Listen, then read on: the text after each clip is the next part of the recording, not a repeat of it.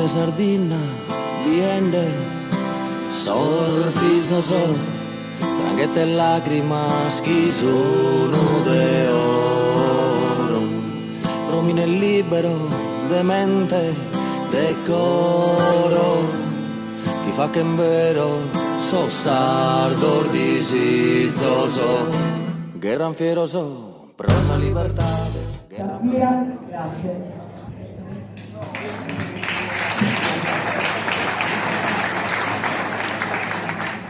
La Murra è bersagliata in maniera devastante, così come tutta la città metropolitana di Sassari. L'intervento sì aveva chiesto perché la mia famiglia ha ricevuto una comunicazione del sopra per un terreno. E siccome la gente non ci crede che questa cosa avvenga, forse è necessario che ce le raccontiamo queste cose. Erano i primi del Novecento e mio bisnonno aveva 17 anni scarsi e decide di raggiungere suo fratello a New York. Quindi parte da un paesino minuscolo della Gallura, si imbarca per Genova e da lì ovviamente scopre di non avere tutti i soldi che servono per fare il viaggio di piroscafo verso gli Stati Uniti e quindi riesce ad intrufolarsi nella nave e parte clandestino, un ragazzino. Arriva negli Stati Uniti, non trova il fratello subito ovviamente e dopo giorni e giorni che lo aspettava al porto, un giorno disperato, forse per la solitudine, forse per il bisogno anche di trovare un tetto, arrabbiato si toglie la ciccia, la sbatte per terra e inizia a approssimare un sardo, no? E meno male qualcuno lo sente ed era un sardo e dice: questa voce la conosco, questo suono mi è familiare, e lo aiuta a trovare suo fratello. Da quel giorno mio bisnonno, Paolo Cossu, rimane negli Stati Uniti credo una decina d'anni. Decide di non restare, nonostante ci fosse innamorato di una siciliana. Lei voleva rimanere lì, lui voleva tornare a casa. Quindi si lasciano e torna. E decide con i risparmi guadagnati lì di comprare un terreno nel suo paese, in Gallura. Si sposa, fa famiglia e compra questo terreno che si chiama Abba Mariana. E tutti lo sappiamo, Abba Mariana vuol dire acqua della Madonna. Abba Mariana. Abba Mariana perché? In quella terra sono 55 ettari, in quella terra ci sono 2 vene d'acqua sorgive che scorrono dalla terra e anche d'estate non si asciugano mai. Una terra sacra. All'interno di questo terreno ci sono 2 dolmen.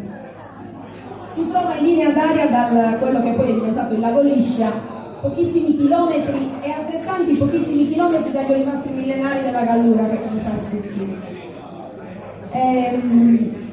Chi descrive i vecchi, gli anziani del mio paese descrivono come Paolo Cossu tenesse quella terra, dicevano un giardino, c'era tutto, c'era frutta, c'era il grano, c'era anche un grandissimo bosco di querce da assumere e anche da lì lui ricavava ciò che serviva alla famiglia. Chiaramente Paolo Cossu invecchia, muore, io ho avuto la fortuna di conoscerlo, questo bisnonno, e la terra, insomma, rimane alla famiglia. Mio padre, tanti anni dopo, si appassiona alla terra, meno male, lui era un insegnante, ma decide che quella terra era troppo importante per la famiglia, per il paese e per tutti.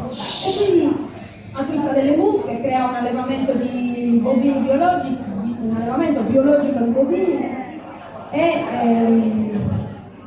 pianta il grano anche lui e crea una vigna che oggi produce vermentino DOC e DOP che versa regolarmente una quantità enorme di uva alla cantina sociale di Tempio. Ma si appassiona a questa terra, un continentale, un continentale che sta cercando di cambiare vita, che scappa dalla vita orribile della città, vuole cambiare lavoro, vuole dedicarsi alla campagna, vuole dedicarsi alla produzione di vino. Mio padre pensa che quella sia la persona giusta, anche perché aveva i soldi, pensa che possa essere la persona giusta per continuare a far fiorire Abba Mariana. Insomma, questa persona, ovviamente, però non essendo un esperto, si rivolge a dei tecnici, no?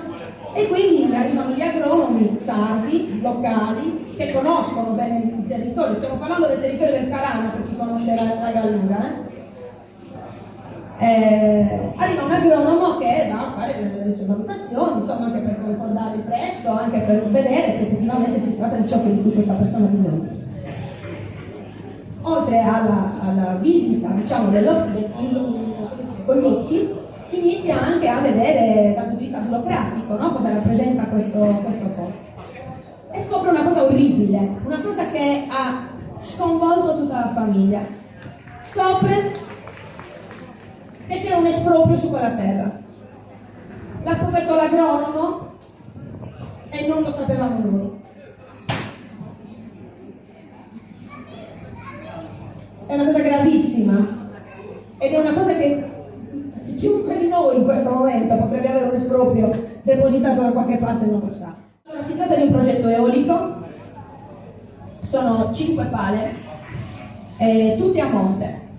Nessuna nel nostro terreno in realtà, ma nel nostro terreno dovrebbe passare la strada, che poi sarebbe la strada dei servizi, che consentirà agli enormi camion di portare sulle pale. E lo sapete dove passa? In mezzo alla vigna. Bastardi. Allora succede così, che contattiamo la ditta, loro si rendono disponibili per venire a parlare con noi, a cercare un dialogo, un compromesso, vedere un pochino di cosa ha bisogno. E lui dice: va bene, hai ragione, no, allora sulla vigna non va bene, la spostiamo un po'. E quindi non passa in mezzo, togliamo soltanto questi ultimi 29 filari. Però c'è il bosco delle sughere e dice: ma sono 100 alberi che vanno giù. E vabbè, cerchiamo lì di deviare poco a poco, magari ne tagliamo 50. Però passa anche dentro un vecchio stazzo. Era lo stazzo della vigna dove si pigiava l'uva, c'era anche il bacile grande, no?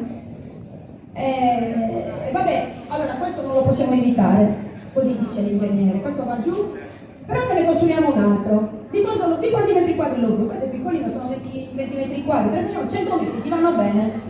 E te lo facciamo qua, vicino alla vigna, qui ce l'hai vicino.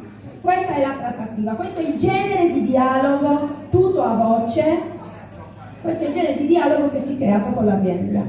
La Presente, per informarla che la scrivente società attiva nel settore delle energie rinnovabili ha individuato nel suo terreno, sito nel comune di, censito nel catasto, bla bla bla, come potenziale sito idoneo per la realizzazione e l'esercizio di un impianto di produzione di energia eolica, composto da un parco di aerogeneratori e relative opere connesse e accessorie e infrastrutture.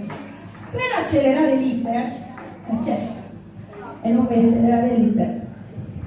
di approvazione del progetto, il nostro processo prevede l'inserimento delle particelle indicate in un piano di esproprio necessario per rispettare le tempistiche tecniche e amministrative. Tuttavia desideriamo sottolineare che la nostra priorità è quella di raggiungere un accordo bonario con i proprietari dei terreni coinvolti, come nel suo caso. Siamo infatti fermamente convinti che un confronto diretto porterà ad una soluzione di reciproca soddisfazione che risponda alle esigenze di tutte le parti coinvolte. Tutto ciò precisato, ci rendiamo disponibili, se di suo gradimento, ad organizzare con lei un incontro per discutere le condizioni e le opportunità legate a questa iniziativa. Se interessato al nostro invito può contattarci ai seguenti recapiti e bla bla bla. Confidando in una sua collaborazione restiamo in attesa di un suo cortese riscontro. Ci siamo rivolti all'avvocato, abbiamo presentato le osservazioni. Per il momento non sappiamo come andrà a finire. Nel frattempo quel continentale appassionato ha comprato comunque la terra, tanto lui dice la difenderemo in qualche modo, non li facciamo entrare. E io spero che non sia così. Non possiamo permettere a questa gente di stare a casa nostra. È vero che c'è chi la terra la sta vendendo, è vero che c'è chi la sta affittando, ma è vero, come nel caso nostro, che vorremmo che rimanesse sempre com'è e che facesse il vino, che facesse l'olio, che facesse gli agrumi, che facesse quello che deve fare, anche le bietole selvatiche, va bene così.